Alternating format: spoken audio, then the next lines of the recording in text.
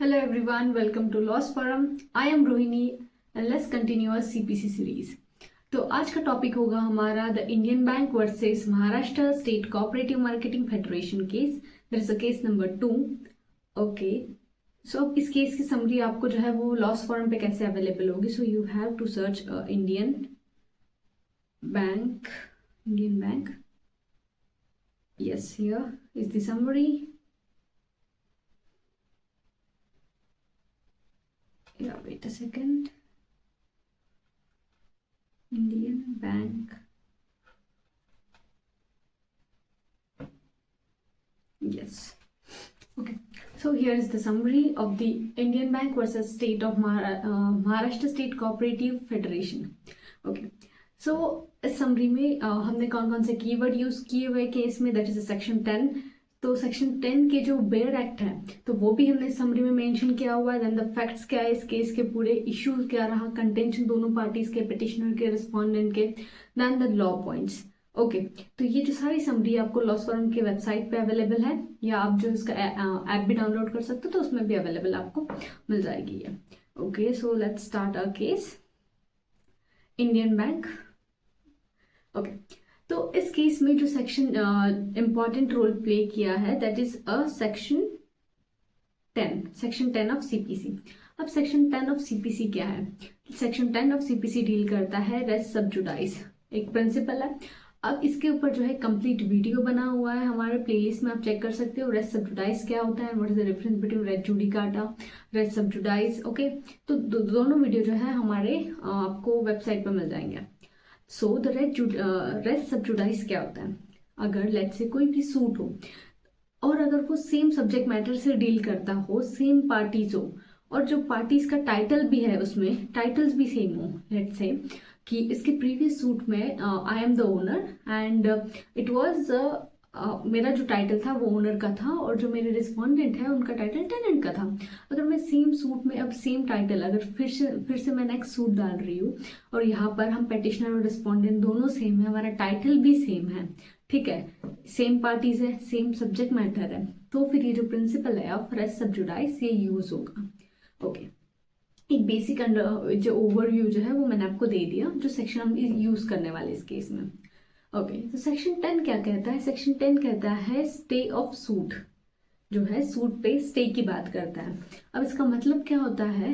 मतलब ये कह रहा है कि बेयर एक्ट में अगर हम लोग उसकी वर्डिंग्स रीड करें तो no court shall proceed with the trial of any suit in which the matter is issued also directly. मतलब कि कोई भी कोर्ट जो है वो प्रोसीड नहीं कर सकता ट्रायल के साथ ऐसे मैटर में जहाँ पे क्या है जो ऑलरेडी डिसाइडेड हो या जो ऑलरेडी सूट इंस्टीट्यूट हो गया हो, सेम पार्टी है, सेम सब्जेक्ट मैटर है, ठीक है, तो उस केस में जो है वो ट्रायल इनिशिएट नहीं होगा.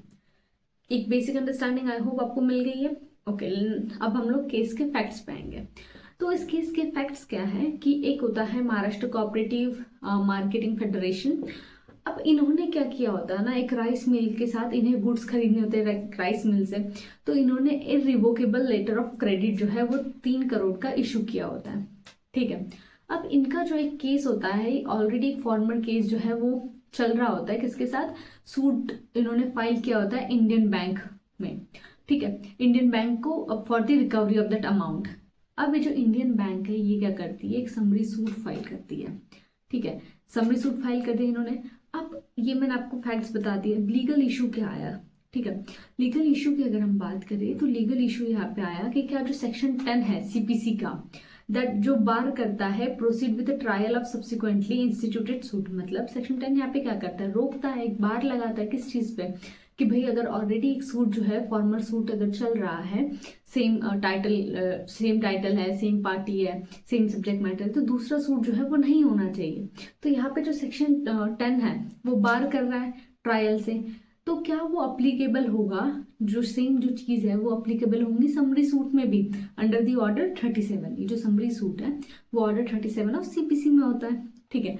और यहाँ पे जो ऑर्डर 37 है उसका ऑब्जेक्टिव क्या होता है कि जो speedy disposal of the cases है ताकि वो हो सके. ओके, तो लीगल इशू आपको समझ में आ गया. तो अगर हम सुप्रीम कोर्ट के ऑब्जर्वेशन पे अगर हम आए तो सुप्रीम कोर्ट यहाँ पे क्या कहते हैं कि जो ऑब्जेक्ट है दोनों प्रोविजंस का, एक तो सेक्शन 10 का और जो ऑर्डर 37 का, वो दोनों का बहुत अलग है। ओके, और जो यहाँ पे जो वर्ड यूज किया है हमने, जो ट्रायल वर्ड जो यूज किया है सेक्शन 10 में, ये जो है in the same the context of summary suit it can not be interpreted to mean a entire proceeding. मतलब जो वर्ड ट्रायल है, जो नॉर्मल टर्म में हम यूज करते हैं, ये समरी सूट में हम एंटायर प्रोसीडिंग से डील नहीं कर सकते उसे। क्यों? क्योंकि समरी सूट में क्या होता है ना कि लेट से मैंने कोई सूट इंस्टीट्यूट करा, अब डिफेंडेंट के पास सिर्फ 10 दिन का टाइम होता है कि वो जो है कोर्ट की लीव ग्रांट करे कि भाई मुझे जो है मौका दिया जाए अपने आप को डिफेंड करने का। उसे प्रूव करना होता है, कोर्ट को सेटिस्फाई करना होता है कि I have a genuine reason, right. तो यहाँ पे जो ट्रायल तब बिगेन होता है जब कोर्ट उसको ग्रांट कर देती है लीव की, ओके भाई तुम डिफेंड करो करके केस को।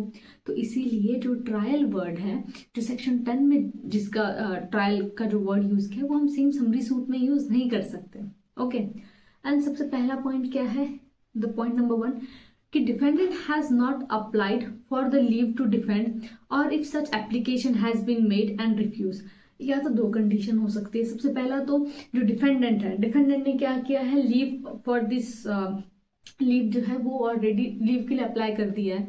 Leave for what? डिफेंस के लिए वो अप्लाई कर दिया, लेकिन वो रिफ्यूज हो गई है। ये एक फर्स्ट कंडीशन हो सकती है। सेकेंड कंडीशन क्या हो सकती है यहाँ पे कि जो डिफेंडेंट है हु इज परमिटेड, उसे परमिशन तो दी है कि ठीक है तुम डिफेंड करो करके अपने आप को इन समरी सूट में, लेकिन in comply with the conditions on which a leave, तो कुछ कंडीशंस के साथ उन्हें जो है लीव जो है वो ग्रांट की है। तो दो कंडीशन हो सकती है। तो ये सब देखने के बाद हम इस कंक्लूजन पे पहुंच सकते हैं जो सेक्शन 10 है वो जो है will not apply on a suit would instituted under the order 37, जो कि समरी सूट, मतलब जो सेक्शन 10 है वो अप्लाई नहीं करेगा समरी सूट पे। और until the stage when the court grant a defendant, कब तक नहीं कर सकता ये जो सेक्शन 10 जो है, जब तक जो है कोर्ट जो है वो परमिशन ना दे दे, या फिर जो कोर्ट जो है वो ग्रांट ना दे दे। यहाँ पे किस चीज की ग्रांट चाहिए उन्हें? Grant to defend a leave. Okay, तो ये इस केस में, इस जो हम जो केस देख रहे हैं इस केस में यही था। समरी सूट के बारे में हमने देखा, और आपको अगर डिटेल में देखना है समरी सूट क्या होता है, क्या कंडीशंस होता है, तो इसके ऊपर एक डिटेल वीडियो बना हुआ है समरी सूट के ऊपर। हमने सेक्शन 10 को इसमें देखा कि सेक्शन 10 और ऑर्डर 37 कैसे दोनों डिफरेंस है और क्या कॉमनैलिटीज है दोनों में। ओके, आई होप ये आपको केस समझ में आया होगा। इसके नेक्स्ट वीडियो में हम देखेंगे Ittihaq Ahmed versus Syed Ali case. Thank you.